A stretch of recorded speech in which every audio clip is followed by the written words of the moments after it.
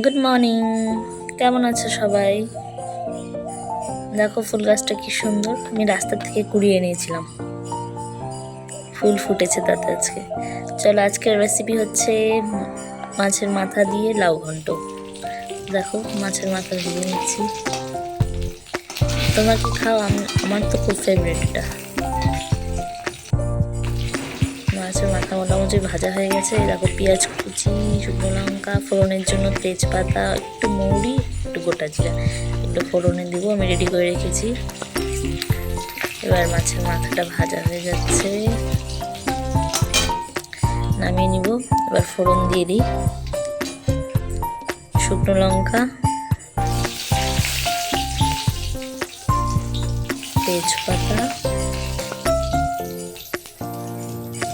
মৌরি ফোড়ন দিলাম, একটু গোটা জিরে ফোড়ন দিব। একটু হয়ে গেলে তারপর পেঁয়াজ কুচিটা দিয়ে দিব।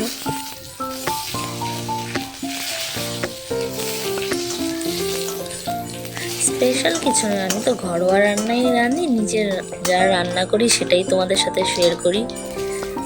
আর আমার রান্না করতে ভালো লাগে, তাই ভাবলাম তোমাদের সাথে শেয়ার করি। দেখো পেঁয়াজ কুচিটা দিয়ে দিলাম। এবার একটু ভালো করে লাল লাল করে ভেজে নিতে হবে, নাহলে একটু কাঁচা কাঁচা থেকে গেলে সেটার গন্ধটা ভালো লাগে না। হালকা লাল লাল করে ভেজে নেব পেঁয়াজটা।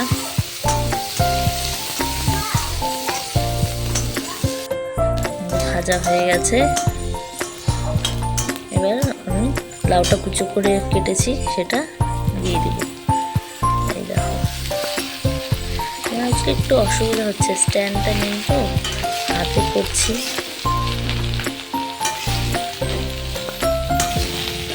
হয়ে যাচ্ছে,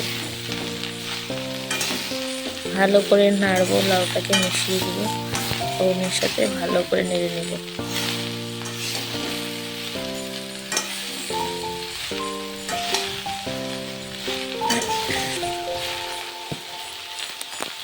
এবার এর মধ্যে হলুদ লবণ দিয়ে দিব,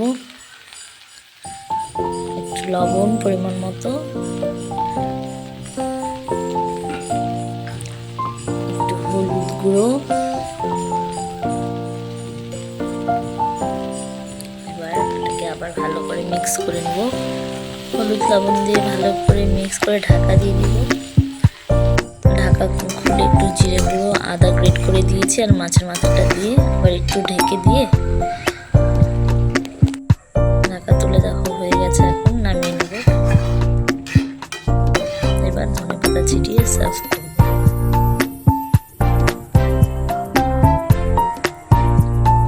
হয়ে গেছে।